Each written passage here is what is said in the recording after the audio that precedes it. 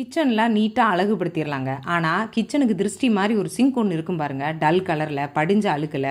அதை நம்ம எப்படி நீட் பண்ணுறது? நம்ம கையில் இருக்க பவுட்ரு வச்சே அதுக்கு பாலிஷ் போடலாங்களா? இப்போது இந்த பவுடரை நான் தேய்ச்சி காட்டுறேன் பாருங்கள். தேய்க்கிற பகுதி நல்லா அந்த கருப்பெல்லாம் நீங்கிட்டு உங்களுக்கு பளபளன்னு ஆகிறது தெரியும். இன்னொரு பகுதி பார்த்திங்கன்னா அதே டல் கலரில் இருக்கிறது தெரியும். இப்போ எல்லா இடங்களையும் தேய்க்க அதனுடைய கலர் மாறுறதை நீங்கள் பார்க்கலாம். இந்த பவுட்ரு வேறு ஒன்றும் இல்லைங்க, பூஜை பாத்திரங்கள்லாம் க்ளீன் பண்ணுறதுக்கு பீதாம்பரி பவுடர்னு ஒன்று கடைகளில் விற்கிறாங்க இல்லையா, அந்த பவுட்ரு தான் இது. அந்த பவுடரை அப்ளை பண்ணுறதுக்கு ஒரே ஒரு கண்டிஷன் ஃபாலோ பண்ணுங்கள். சிங்க் ஈரமாக இருந்தால் ஸ்க்ரப்பர் ட்ரையாக இருக்கணும், ஸ்க்ரப்பர் ஈரமாக இருந்தால் சிங்க் ட்ரையாக இருக்கணும். அந்த மாதிரி வச்சு இந்த பவுடர் அப்ளை பண்ணிங்கன்னா இதனுடைய கலர் மாறிடும். இப்போ தண்ணி விடுறேன் பாருங்கள்.